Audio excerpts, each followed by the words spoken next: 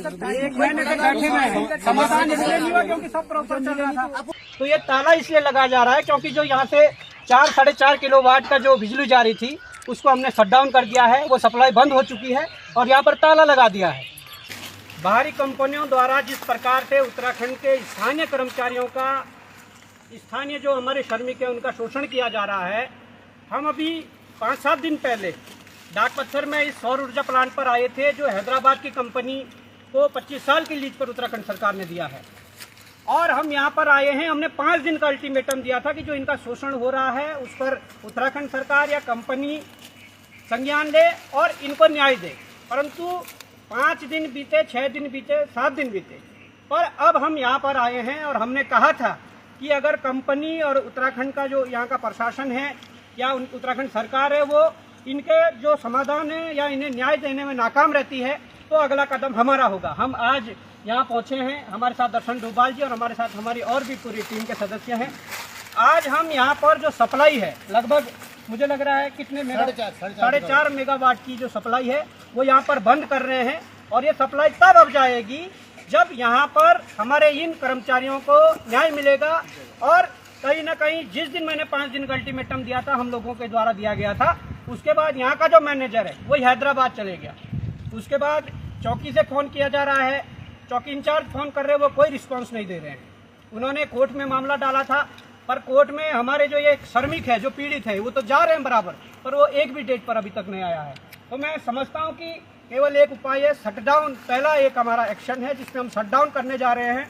और इसके बाद भी अगर संज्ञान नहीं ली गया तो यहाँ की सरकार, यहाँ का प्रशासन, ये कंपनी ये ना सोचे अपने बाप की बपूती इसको न जाने। ये प्रदेश संघर्षों के माध्यम से मिला है, इस प्रदेश को बनाने में बलिदान दिए गए हैं, इस प्रदेश को बनाने में शहादतें दी गई है। अगर तुम ये सोचते हो कि यहाँ के लोगों को दबाकर कुचलकर उन्हें दबा दिया जाएगा तो ये पहला स्टेप हमारा है। यहाँ पर आज शटडाउन हो जाएगा और तब तक ये शटडाउन नहीं खुलेगा जब तक अभी कर्मचारियों को न्याय नहीं मिल जाता।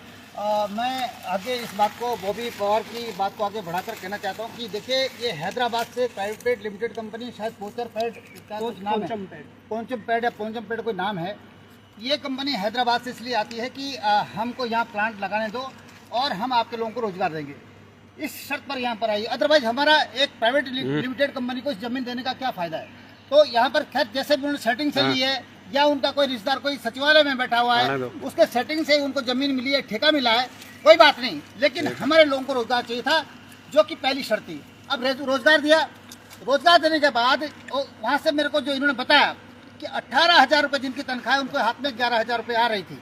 तब यहाँ के सुपरवाइजर ने जब पता किया, कागजों में पता उन्होंने लगाया तो पता चला कि 18,000 वहाँ से आ रही है और उनके हाथ में 11,000 आ रही है। तो जब उन्होंने ये सवाल पूछा तो उन्होंने कहा कि तुम ज्यादा नेतागिरी मत करो।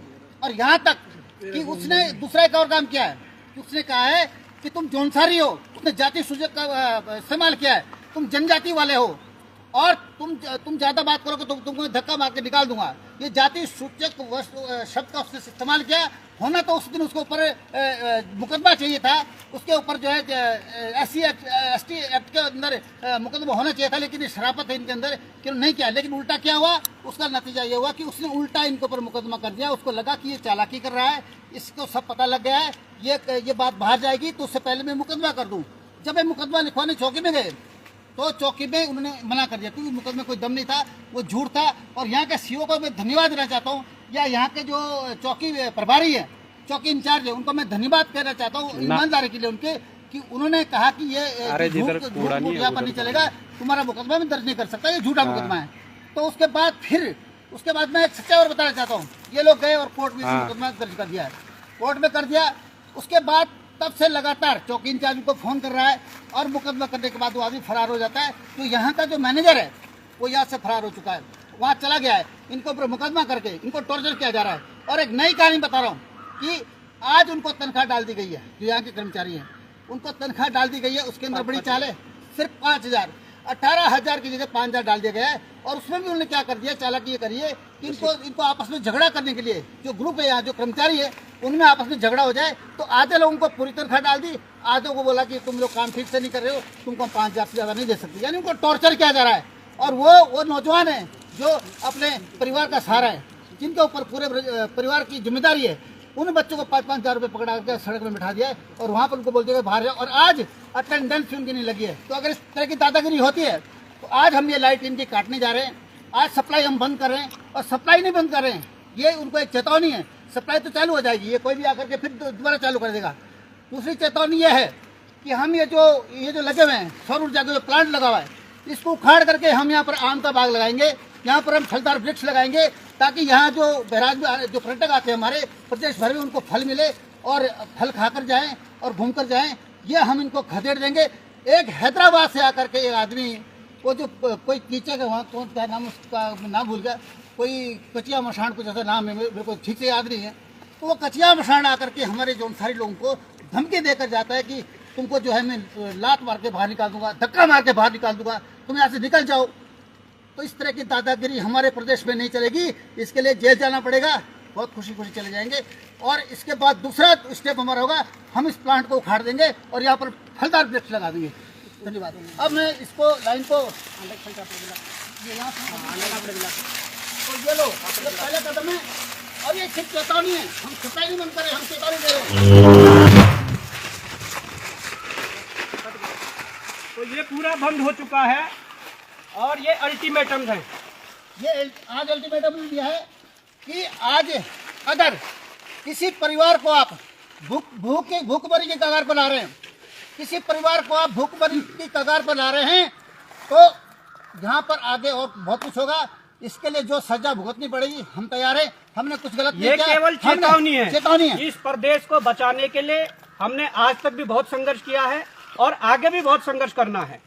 और उसके बाद भी हमारे प्रदेश के अंदर हमारे प्रदेश वासियों के साथ स्थानीय लोगों के साथ इस प्रकार की अगर चीजें हो रही है तो ये असहनीय है।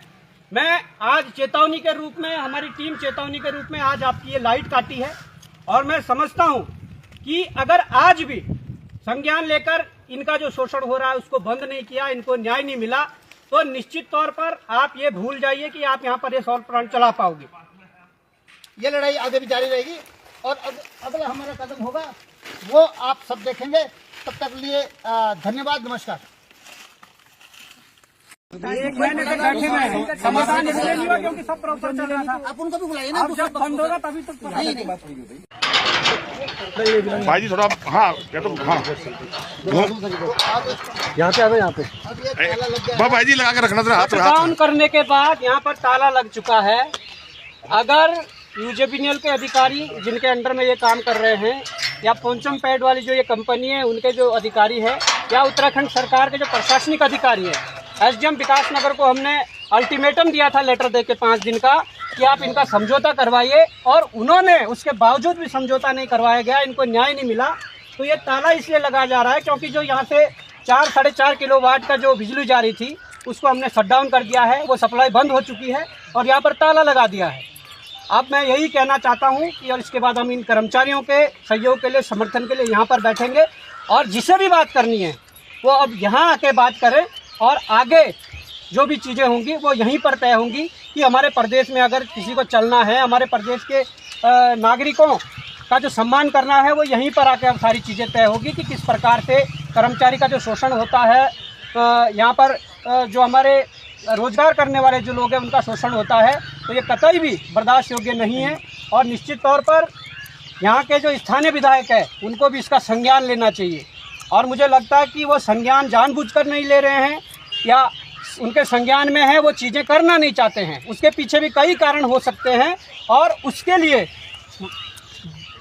चीज़ें धीरे धीरे निकलेंगी कि उसके पीछे क्या कारण हो सकते हैं, क्यों संज्ञान में उनके द्वारा ये चीज़ें नहीं ली जा रही है। बिल्कुल। अब ये ताला तभी खुलेगा जब इनका जो तनख्वाह है, इनका जो काफ़ी समय से पैसा रुका हुआ है और जितनी कटौती की है तनख्वाह में इनकी, वो सब उनका पैसा मिल जाए।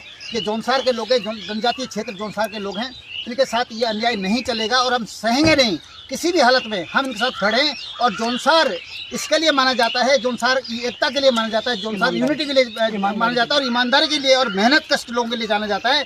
पूरे प्रदेश में नहीं, पूरे भारत में जहाँ जहाँ जौनसार का नाम लोग जानते हैं वो ईमानदारी के लिए, उनकी एकता के लिए जानते हैं और यहाँ की संस्कृति के लिए जानते हैं।